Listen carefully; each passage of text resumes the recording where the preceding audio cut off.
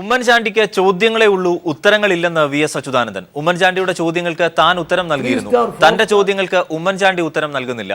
ഈ ഉഡായിപ്പ് ഉമ്മൻചാണ്ടിയുടെ രാഷ്ട്രീയത്തിന്റെ അന്തസ്സത്തെയാണെന്നും വി.എസ്. ഫേസ്ബുക്ക് പോസ്റ്റിൽ കുറ്റപ്പെടുത്തി. മന്ത്രിമാർക്കെതിരെ 136 കേസുണ്ട് എന്ന പ്രചാരണം തെറ്റാണെന്ന് മുഖ്യമന്ത്രി ഉമ്മൻചാണ്ടി. വി.എസ്. നുണപ്രചരണം നിർത്തണമെന്നും വി.എസിനെതിരെ നിയമ നടപടി സ്വീകരിക്കുമെന്നും മുഖ്യമന്ത്രി ഫേസ്ബുക്ക് പോസ്റ്റിൽ വ്യക്തമാക്കി.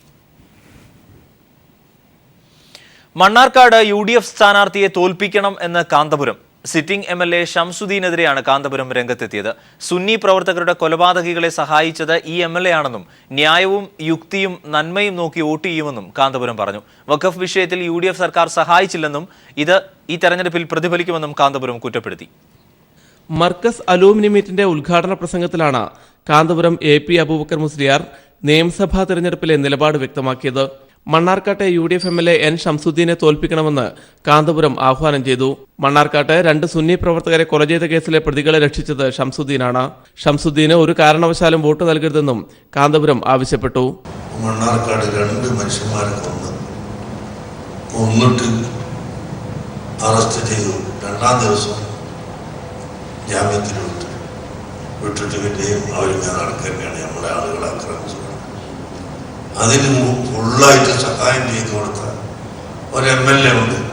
നിങ്ങളെയാണ് ജയിപ്പിക്കാൻ പാടില്ല എന്ന് പറയുന്നുണ്ട്, ശക്തമായിട്ട് പറയുന്നുണ്ട്. ഒരു കാലത്തും അയാളെ ജയിപ്പിക്കാൻ പാടില്ല, അയാൾ ഈ രാജ്യത്തിന്റെ ദ്രോഹിയാണെന്ന്. വഖഫ് ബോർഡ് വിഷയത്തിൽ യു.ഡി.എഫ്. സർക്കാർ സഹായിച്ചില്ല. ഇക്കാര്യം തെരഞ്ഞെടുപ്പിൽ പ്രതിഫലിക്കും. തങ്ങൾക്ക് ഗുണം ചെയ്യുന്നവരെ സഹായിക്കും. ന്യായവും യുക്തിയും നാടിന്റെ നന്മയും നോക്കിയാണ് വോട്ട് ചെയ്യുകയെന്നും കാന്തപുരം വ്യക്തമാക്കി. ന്യായവും യുക്തിയും നോക്കി, ഈ നാട്ടിന്റെ നന്മയും അവസ്ഥയും നോക്കി അധികാരപ്പെടുത്തുക, അതാണ് ഞങ്ങളുടെ നയം. News bureau, Kozhikode. ജെ.എൻ.യു. നേതാവ് കനയ്യകുമാറിന് നേരെ വധശ്രമം. മുംബൈ പൂനെ വിമാനത്തിൽ വെച്ചാണ് വധശ്രമം ഉണ്ടായത്. അക്രമിയെ സുരക്ഷാ ഉദ്യോഗസ്ഥർ കസ്റ്റഡിയിലെടുത്തു. പൂനെ ഫിലിം ഇൻസ്റ്റിറ്റ്യൂട്ടിലെ വിദ്യാർത്ഥി പ്രതിഷേധത്തിൽ പങ്കെടുക്കാൻ മുംബൈയിൽ നിന്ന് പൂനെയിലേക്കുള്ള യാത്രക്കിടെ ജെറ്റ് എയർവേസ് വിമാനത്തിൽ വെച്ചാണ് കന്നയ്ക്ക് നേരെ വധശ്രമം നടന്നത്.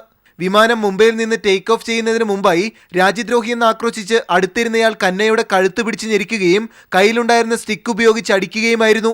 TCS-ലെ IT ജീവനക്കാരൻ കൂടിയായ ഇയാൾ മുൻ BJP പ്രവർത്തകനാണ്. തുടർന്ന് ഇരുവരെയും CISF വിമാനത്തിൽ നിന്ന് പുറത്തിറക്കി ആക്രമിയെ മുംബൈ പോലീസിന് കൈമാറി. ആക്രമണം നടന്നപ്പോഴും ജെറ്റ് എയർവേസ് അധികൃതർ രക്ഷയ്ക്കെത്തിയില്ലെന്ന് കന്നയ്യ പിന്നീട് ട്വിറ്ററിൽ കുറിച്ചു. നാഗ്പൂരിൽ അംബേദ്കർ ജയന്തി ആഘോഷത്തിൽ പങ്കെടുക്കവേ ബജ്രംഗി ദൾ പ്രവർത്തകർ കന്നയ്ക്ക് നേരെ ഷൂസ് എറിയുകയും സഞ്ചരിച്ച കാർ ആക്രമിക്കുകയും ചെയ്തിരുന്നു. കഴിഞ്ഞ ദിവസം മുംബൈയിൽ നടന്ന ചടങ്ങിനിടെ മോദി സർക്കാരിന്റേത് സെൽഫി എടുക്കലും വാചകമടിയും മാത്രമാണെന്ന് കന്നയ്യ ആരോപിച്ചിരുന്നു.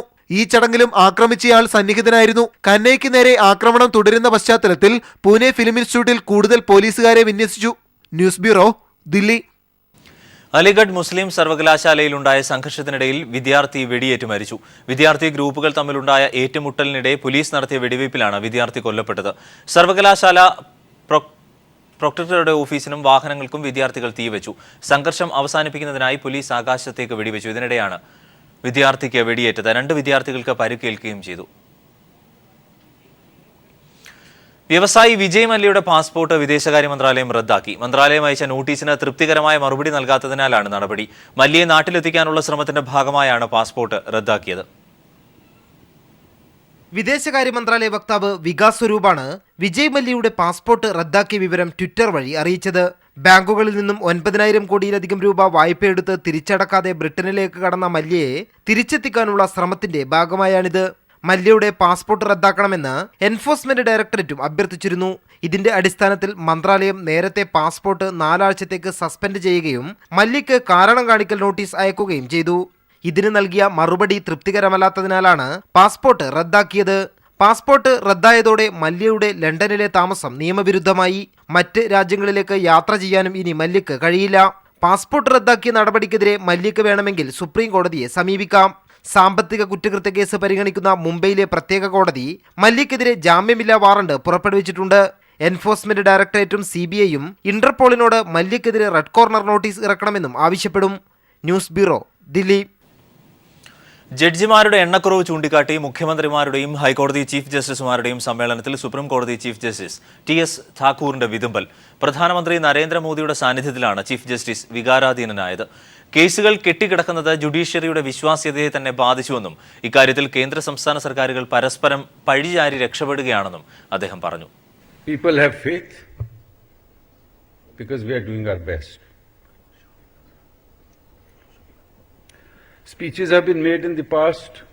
People have spoken from this audience, this dais, in conferences, in seminars, debates in the parliament, and all. But I think nothing really appears to be moving.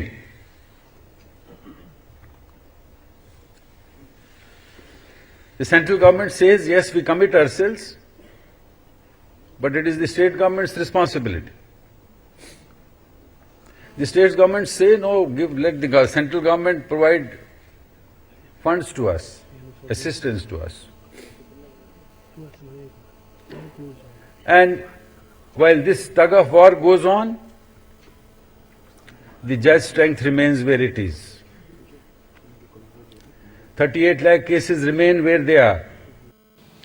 വ്യാജ ഫോട്ടോ പ്രചരിപ്പിച്ച സംഭവത്തിൽ തൃണമൂൽ നേതാവ് ഡെറക് ഒബ്രിയനെതിരെ CPIM പോളിറ്റ് ബ്യൂറോ അംഗം പ്രകാശ് കാരാട്ട് ദില്ലി പോലീസിൽ പരാതി നൽകി. പ്രകാശ് കാരാട്ടിന് ആഭ്യന്തരമന്ത്രി രാജ്നാഥ് സിംഗ് ലഡ്ഡു നൽകുന്ന വ്യാജ ചിത്രം നിർമ്മിച്ച് BJP CPIM ബന്ധം ആരോപിച്ചാണ് തൃണമൂൽ കോൺഗ്രസ് പ്രചാരണം നടത്തിയത്. ആഭ്യന്തരമന്ത്രി രാജ്നാഥ് സിംഗ് പ്രധാനമന്ത്രി നരേന്ദ്രമോദിക്ക് ലഡ്ഡു നൽകുന്നതാണ് യഥാർത്ഥ ഫോട്ടോ. ഫോട്ടോഷോപ്പ് ഉപയോഗിച്ച് മോഡിയുടെ തല മാറ്റി പകരം പ്രകാശ് കാരാട്ടിന്റെ തല ചേർത്തു വെച്ചാണ് തൃണമൂൽ കോൺഗ്രസ് നേതാക്കൾ പ്രചരിപ്പിച്ചത്. തൃണമൂൽ നേതാവും MP-യുമായ ഡെറക് ഒബ്രൈൻ വാർത്താ സമ്മേളനത്തിൽ ഫോട്ടോ പരസ്യപ്പെടുത്തുകയും ചെയ്തു. BJPയും CPIM തമ്മിൽ ബന്ധമുണ്ടെന്നാരോപിച്ചാണ് വ്യാജ ഫോട്ടോ പ്രചരിപ്പിച്ചത്. എന്നാൽ യഥാർത്ഥ ഫോട്ടോ പുറത്തു വന്നതോടെ തൃണമൂൽ നേതൃത്വം വെട്ടിലായി. ഫോട്ടോ പിൻവലിക്കുന്നതായി പ്രഖ്യാപിച്ച് തൃണമൂൽ കോൺഗ്രസ് തലയൂരാൻ ശ്രമം നടത്തിയെങ്കിലും നിയമപരമായി നേരിടാനാണ് CPIMന്റെ തീരുമാനം. വ്യാജ ഫോട്ടോ പ്രചരിപ്പിച്ച ഡെറക് ഒബ്രൈനെതിരെ പ്രകാശ് കാരാട്ട് ദില്ലി പോലീസിൽ പരാതി നൽകി. വില കുറഞ്ഞ പ്രചരണ തന്ത്രങ്ങളാണ് തൃണമൂൽ കോൺഗ്രസ് തുടരുന്നതെന്ന് പ്രകാശ് കാരാട്ട് പറഞ്ഞു. Since this is a patent case of using a fabricated picture, morphed and put on the website, this comes under the cyber offence, and I have lodged a complaint with the Delhi police to proceed against Shri Derek O'Brien under the relevant law and the relevant clauses. വ്യാജ photo പ്രചരിപ്പിച്ച തൃണമൂൽ കോൺഗ്രസിനെതിരെ BJPയും പരാതി നൽകിയിട്ടുണ്ട്. News bureau, Delhi. ഇന്ത്യയിൽ ദിനംപ്രതി 50-ലധികം കുട്ടികൾ cancer രോഗം മൂലം മരിക്കുന്നതായി പഠന റിപ്പോർട്ട്. ചികിത്സാ ചെലവ് താങ്ങാൻ കഴിയാത്തതും ചികിത്സാ സൗകര്യങ്ങളുടെ അപര്യാപ്തതയുമാണ് ക്യാൻസർ മരണങ്ങൾ കൂടാനുള്ള കാരണമെന്നും റിപ്പോർട്ട് പറയുന്നു. ജേർണൽ ഓഫ് ഗ്ലോബൽ ഓങ്കോളജി പ്രസിദ്ധീകരിച്ച പഠന റിപ്പോർട്ടിലാണ് ഈ വിവരങ്ങൾ.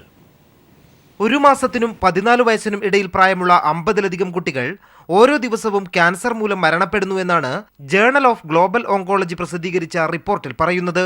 ടോറന്റോ സർവകലാശാല, മുംബൈയിലെ ടാറ്റ മെമ്മോറിയൽ സെന്റർ ഉൾപ്പെടെ അന്താരാഷ്ട്ര സ്ഥാപനങ്ങളിലെ ഗവേഷകരാണ് പഠനം നടത്തിയത്. ക്യാൻസർ മൂലം മരണപ്പെട്ട 1 കോടിയിലധികം പേരുടെ വിശദാംശങ്ങളും സംഘം പഠനവിധേയമാക്കി. ഇതിന്റെ അടിസ്ഥാനത്തിലാണ് ഇന്ത്യയിൽ ദിനംപ്രതി 50-ലധികം കുട്ടികൾ ക്യാൻസർ മൂലം മരണപ്പെടുന്നുവെന്ന കണ്ടെത്തൽ.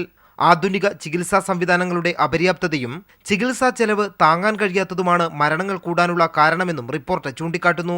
വികസിത രാജ്യങ്ങളിൽ ക്യാൻസർ ബാധിതരായ 80%-ലധികം കുട്ടികളും വിദഗ്ധ ചികിത്സ ലഭിക്കുന്നതിനാൽ രോഗമുക്തി നേടുന്നു. എന്നാൽ ഇന്ത്യ ഉൾപ്പെടെയുള്ള വികസ്വര രാജ്യങ്ങളിൽ കൂടുതൽ പേരും മരണത്തിന് കീഴടങ്ങുകയാണ്. ലോകാരോഗ്യ സംഘടനയുടെ ഏറ്റവും പുതിയ പഠനമനുസരിച്ച് അടുത്ത 5 വർഷത്തിനുള്ളിൽ ഇന്ത്യയിലെ ക്യാൻസർ രോഗികളുടെ എണ്ണം 5 മടങ്ങ് വർദ്ധിക്കുമെന്ന് വ്യക്തമാക്കുന്നു. വാർഷിക വരുമാനത്തെക്കാളും 20 മടങ്ങ് അധികം വരുന്ന ചികിത്സാ ചെലവ് താങ്ങാനാവാത്തതിനാലാണ് ഇന്ത്യയിൽ ക്യാൻസർ മരണങ്ങൾ വർദ്ധിക്കുന്നതെന്ന് ദില്ലിയിലെ എയിംസ് ആശുപത്രിയും നേരത്തെ റിപ്പോർട്ട് ചെയ്തിരുന്നു. News bureau, Delhi. ഇനി തെരഞ്ഞെടുപ്പ് വാർത്തകൾ.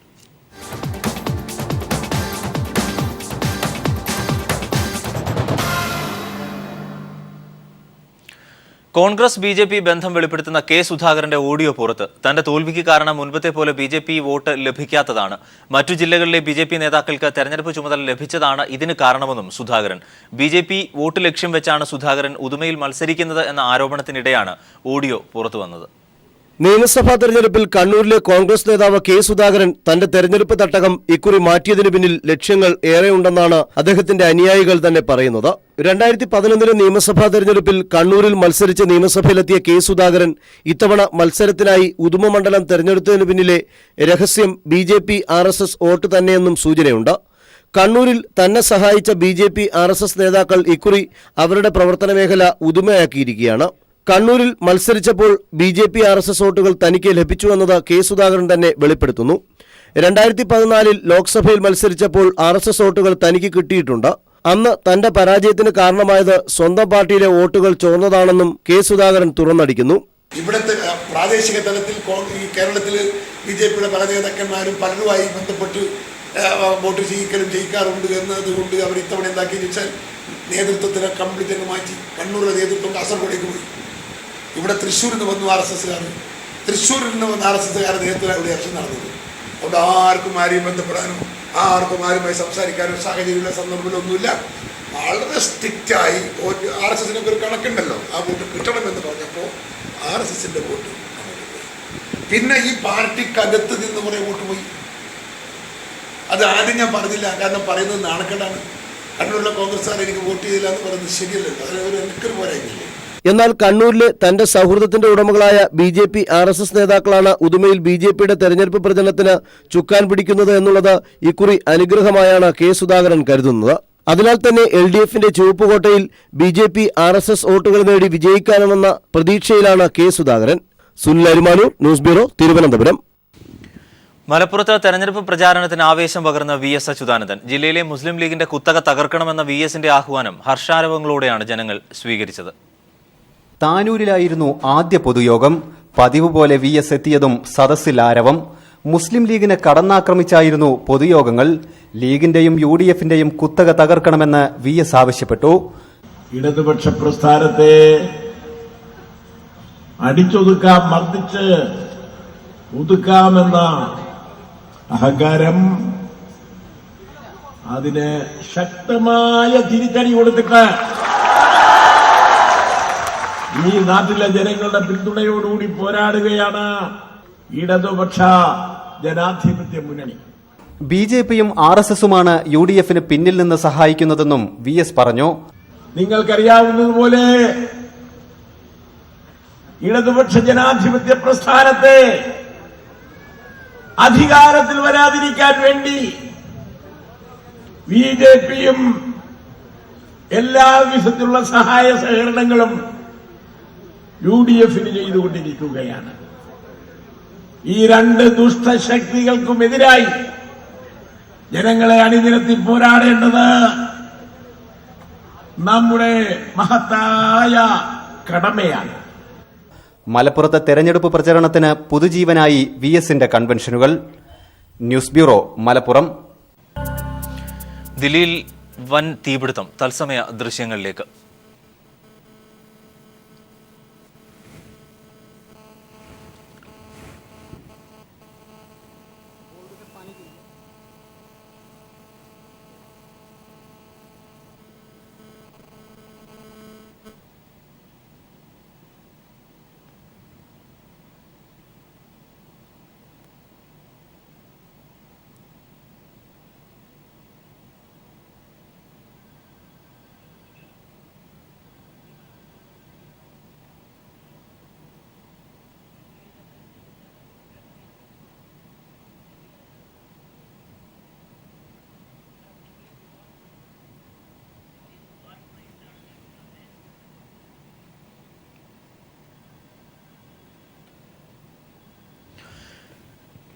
ദില്ലിയിൽ വൻ തരത്തിലുള്ള തീപിടുത്തമാണ് നിലവിൽ.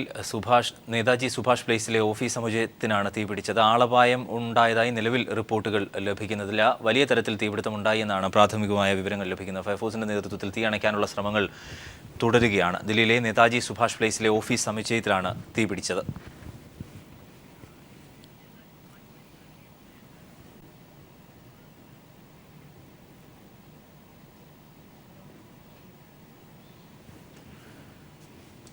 ദില്ലിയിലെ നേതാജി സുഭാഷ് പ്ലേസിലെ ഓഫീസ് സമുച്ചയത്തിലാണ് തീപിടുത്തം ഉണ്ടായത്. ഫയർഫോഴ്സിന്റെ നേതൃത്വത്തിൽ തീയണയ്ക്കാനുള്ള ശ്രമങ്ങൾ നടത്തുകയാണ്. 20ഓളം ഫയർ എഞ്ചിൻ തീയണയ്ക്കാൻ ഉള്ള കഠിനമായ ശ്രമത്തിലാണ്. ആളപായം ഉണ്ടായതായിട്ടുള്ള റിപ്പോർട്ടുകൾ നിലവിൽ ലഭിക്കുന്നില്ല. നിയന്ത്രണ വിധേയമല്ല പൂർണ്ണമായും തീ എന്ന റിപ്പോർട്ടുകളുമാണ് നിലവിൽ ലഭിക്കുന്നത്. ദില്ലിയിലെ നേതാജി സുഭാഷ് പ്ലേസിലെ ഓഫീസ് സമുച്ചയത്തിലാണ് തീപിടുത്തം ഉണ്ടായിട്ടുള്ളത്. 20ഓളം ഫയർ എഞ്ചിനുകൾ തീയണയ്ക്കാൻ ശ്രമിക്കുകയാണ്. തത്സമയ ദൃശ്യങ്ങളാണ് കാണുന്നത്.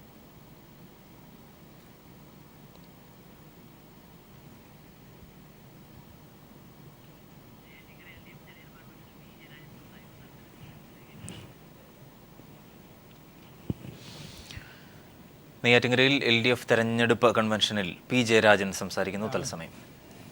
തിരുവനന്തപുരത്ത് ഇന്ന് പുലർച്ചെ എത്തിയത്. അപ്പോൾ ഇന്നത്തെ ആദ്യത്തെ പരിപാടിയാണിത്. ഇനിയും 2 പരിപാടികൾ കൂടിയുണ്ട്. തിരുവനന്തപുരം മുതൽ പിന്നെ നാളെ കൊല്ലം, അങ്ങനെ വടക്കോട്ടുള്ള ജില്ലകൾ കാസർഗോഡ് വരെ പോകണം എന്നാണ് പാർട്ടി എന്നോട് നിർദ്ദേശിച്ചിട്ടുള്ളത്. അത്തരമൊരു സാഹചര്യത്തിൽ ഇവിടെ നെയ്യാറ്റിൻകരയിലെ LDF സ്ഥാനാർത്ഥിയായിട്ട് മത്സരിക്കുന്ന സഖാവ് ആൻസലിൻ്റെ പ്രചരണ പരിപാടിയുടെ ഭാഗമായി പെരുമ്പഴുതൂർ മേഖലയിലെ തെരഞ്ഞെടുപ്പ് പൊതുയോഗത്തിലാണ് ഞാനിവിടെ എത്തിച്ചേർന്നിട്ടുള്ളത്. ഇവിടെ വന്ന് നിങ്ങളെ അഭിമുഖീകരിച്ച് 2 വാക്ക് സംസാരിക്കാൻ അവസരമുണ്ടായതിൽ അങ്ങേയറ്റത്തെ സന്തോഷം രേഖപ്പെടുത്തുന്നു. ഈ പരിപാടിയിൽ പങ്കെടുത്തുകൊണ്ടിരിക്കുന്ന നിങ്ങളേവരെയും കണ്ണൂരിലെ CPMൻ്റെ കണ്ണൂർ ജില്ലാ കമ്മിറ്റിക്ക് വേണ്ടി ഞാൻ ഹാർദമായി അഭിവാദ്യം ചെയ്യുകയാണ്. എന്നെ ഇത്തരമൊരു കേസിൽപ്പെടുത്തിയത് തീർച്ചയായിട്ടും കേന്ദ്ര ഗവൺമെൻറ് നിർദ്ദേശമനുസരിച്ചാണ്. നിങ്ങൾക്കറിയാം, 2014 മുതൽ കേന്ദ്രത്തിൽ BJPയുടെ ഭരണമാണ്. BJP എന്ന രാഷ്ട്രീയ പാർട്ടി മറ്റ് പാർട്ടികളെപ്പോലെയുള്ള ഒന്നല്ല. പിന്നെയോ അതിന് സ്വന്തമായിട്ട് കാലില്ല. സ്വന്തമായി കാലില്ലാത്തൊരു പാർട്ടിയാണ് BJP. ആ BJP നിൽക്കുന്നത് RSSൻ്റെ കാലിലാണ്. എന്താ RSS എന്ന് പറഞ്ഞാൽ? RSS എന്ന് പറഞ്ഞാൽ നമ്മുടെ രാഷ്ട്രപിതാവായിട്ടുള്ള മഹാത്മാഗാന്ധിയെ വെടിവെച്ചു കൊന്ന മതഭ്രാന്തനായിട്ടുള്ള നാത്തൂറാം വിനായക ഗോഡ്സെയെ മഹാനാക്കി ചിത്രീകരിക്കുന്ന ഒരു ഫാസിസ്റ്റ് സ്വഭാവമുള്ള പ്രസ്ഥാനമാണ്. അപ്പോൾ RSS ഈ നാട്ടിൽ നടത്തുന്നത് മതഭ്രാന്ത് പ്രചരിപ്പിക്കാൻ വേണ്ടിയിട്ടാണ്. ആ മതഭ്രാന്ത് പ്രചരിപ്പിക്കുന്നതിൻ്റെ ഭാഗമായിട്ട് മഹാത്മാഗാന്ധിയെ വെടിവെച്ചു കൊന്ന ഗോഡ്സെയെ അവർ ന്യായീകരിക്കും. BJPയുടെ കേന്ദ്രഭരണത്തിന് കീഴിൽ രാജ്യത്ത് നടക്കുന്നത് ഈ ഗോഡ്സെക്ക് അമ്പലം പണിയാണ്. മതഭ്രാന്തന് അമ്പലം പണിയേ. മതഭ്രാന്തൻ്റെ പ്രതിമയുണ്ടാക്കണം. ഇത് RSSൻ്റെ കർമ്മ പരിപാടി. ഈ നാട്ടിലെ പാവപ്പെട്ട തൊഴിലാളികൾ, കൃഷിക്കാർ, അവർ ദുരിതമനുഭവിക്കുമ്പോൾ ആ ദുരിതം പരിഹരിക്കാനല്ല സംഘപരിവാരവും BJPയും പരിശ്രമിക്കുന്നത്.